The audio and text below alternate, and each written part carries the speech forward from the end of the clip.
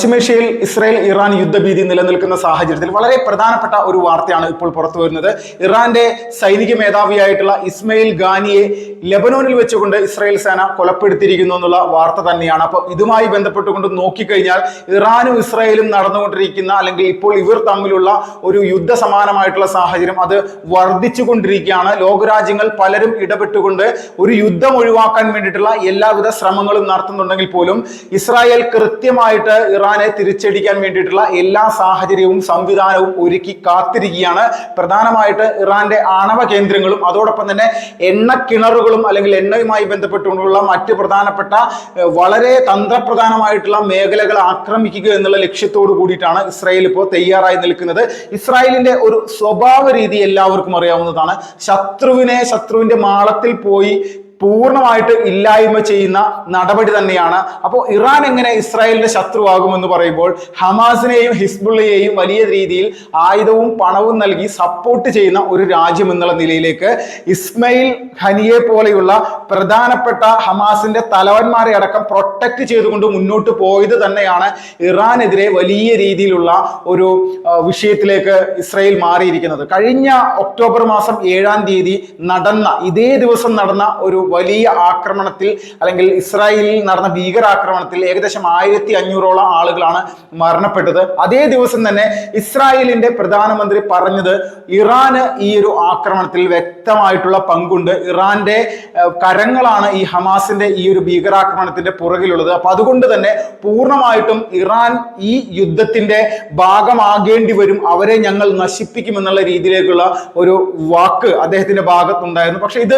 സമാനമായിട്ട് വലിയ രീതിയിലുള്ള പ്രതിസന്ധി കഴിഞ്ഞ ഒരു വർഷത്തിനിടയിൽ ഇറാനുമായി ബന്ധപ്പെട്ടുകൊണ്ട് ഉണ്ടായിക്കൊണ്ടിരിക്കുകയാണ്. നമ്മൾ പരിശോധിച്ച് കഴിഞ്ഞു കഴിഞ്ഞാൽ ഹമാസിന്റെ തന്നെ ഇസ്മയിൽ ഖനിയയെ വലിയ രീതിയിൽ തന്നെ സപ്പോർട്ട് ചെയ്തുകൊണ്ട് ഇദ്ദേഹത്തെ ഇറാന്റെ തലസ്ഥാന നഗരത്തിൽ തന്നെ വലിയ ഒരു കെട്ടിട സമുച്ചയത്തിൽ താമസിപ്പിച്ച് സുരക്ഷിതനാക്കി വെച്ചിരിക്കുകയായിരുന്നു ഈ പറയുന്ന ഇറാൻ സർക്കാർ. പക്ഷേ ഇസ്രായേലിന്റെ ചാര സംഘടനയായിട്ടുള്ള മൊസാദിന്റെ കണ്ണുകളിൽ നിന്ന് ഒരു ഭീകര തലവനും ഇപ്പോൾ അല്ലെങ്കിൽ ഹമാസിന്റെ ആയിക്കോട്ടെ ഹിസ്ബുള്ളയുടെ ആയിക്കോട്ടെ ഒരു ഭീകര തലവനും രക്ഷപ്പെടാൻ സാധിക്കില്ല എന്നുള്ളതിന്റെ ഉത്തമ ഉദാഹരണമായിട്ട് ഇറാനിലേക്ക് കയറി ചെന്നുകൊണ്ട് ഈ ഇസ്മയിൽ ഖനിയയെ അവിടെ വെച്ച് കൊലപ്പെടുത്തുന്ന തരത്തിലേക്കുള്ള ഗംഭീരമായിട്ടുള്ള ഒരു വ്യോമാക്രമണം അവിടെ നടന്നിരിക്കുന്നു എന്നുള്ള ഒരു വാർത്തകളാണ് കഴിഞ്ഞ കുറച്ച് ദിവസങ്ങൾ മുന്നേ വന്നത്. ഈ ഇസ്മയിൽ ഖനിയയുടെ ശവസംസ്കാര ചടങ്ങ് നടക്കുന്ന സമയത്ത് ഇസ്രായേലിനെതിരെ നടത്തിക്കൊണ്ടിരിക്കുന്ന ആക്രോശങ്ങൾ അല്ലെങ്കിൽ വലിയ രീതിയിലുള്ള മുദ്രാവാക്യങ്ങളൊക്കെ നമ്മൾ കണ്ട് മനസ്സിലാക്കിയത്. അപ്പൊ എങ്ങനെയാണെങ്കിലും വലിയ രീതിയിൽ തന്നെയുള്ള ഒരു യുദ്ധ സമാനമായിട്ടുള്ള വിഷയത്തിലേക്ക് ഇറാൻ അല്ലെങ്കിൽ ഇസ്രായേൽ ഈ രണ്ട് രാജ്യങ്ങൾ മാറിയിരിക്കുകയാണ്. എത്രത്തോളം വലിയ രീതിയിലുള്ള നെഗറ്റീവ് ലോകത്തിലേക്ക് അല്ലെങ്കിൽ വിഷം പകർത്തി വെക്കാനായിട്ട് വേണ്ടിയുള്ള ഒരുപാട് ശ്രമങ്ങൾ ഇറാന്റെ ഭാഗത്ത് നിന്ന് ഉണ്ടായിക്കൊണ്ടിരിക്കുന്നു. പശ്ചിമേഷ്യയിലെ ഏറ്റവും വലിയ കരുത്തർ ഞങ്ങളാണ് എന്നുള്ള രീതിയിലേക്കാണ് ഇറാന്റെ ഭാഗത്ത് നിന്ന് വരുന്ന പലപ്പോഴായിട്ടുള്ള പ്രതികരണങ്ങൾ. പക്ഷെ ഈ പ്രതികരണങ്ങളെല്ലാം കാറ്റിൽ പറത്തുന്ന രീതിയിലേക്കുള്ള തിരിച്ചടികളാണ് യഥാർത്ഥത്തിൽ ഇസ്രായേലിന്റെ ഭാഗത്ത് നിന്ന് ഇറാന് ലഭിച്ചുകൊണ്ടിരിക്കുന്നത്.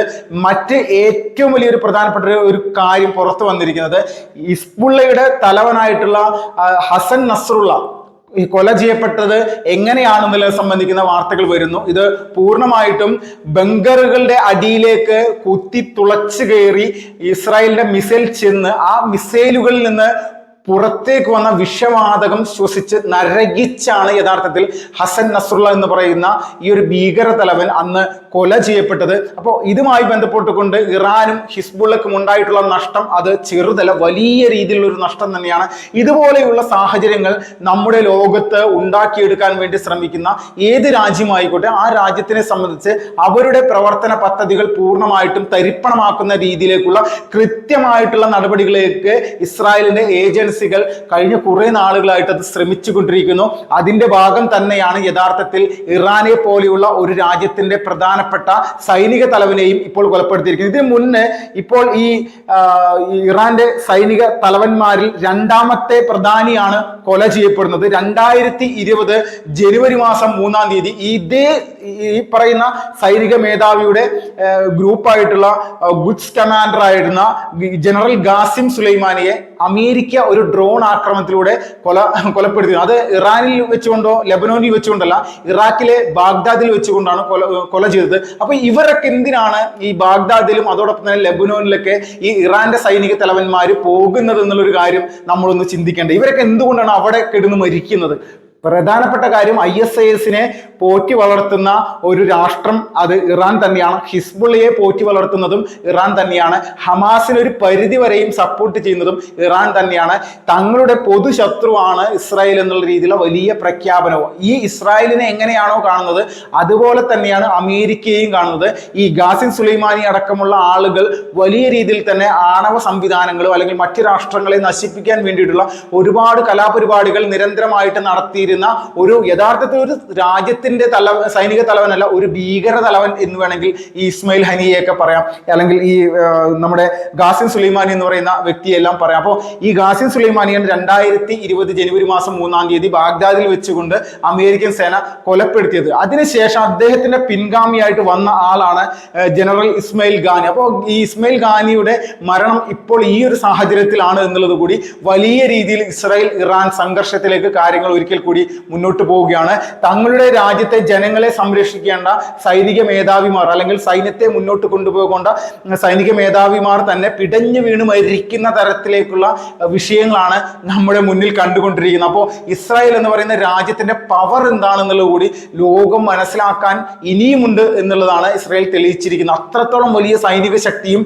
അല്ലെങ്കിൽ സാങ്കേതിക വിദ്യ കൊണ്ടും മറ്റ് പ്രധാനപ്പെട്ട മേഖലയിൽ അവരുടെ കരങ്ങൾ ഉപയോഗിച്ചുകൊണ്ടുള്ള പ്രധാനപ്പെട്ട പങ്കാളിത്തവും എല്ലാം നോക്കുമ്പോൾ വലിയ രീതിയിൽ ഇസ്രായേൽ മുന്നോട്ട് പോയിക്കൊണ്ടിരിക്കുന്നു. ഇസ്രായേലിനെ സപ്പോർട്ടായിട്ട് ഇന്ത്യ അടക്കമുള്ള രാജ്യങ്ങൾ നിലവിലുണ്ട് എന്നതിലും തർക്കമില്ല.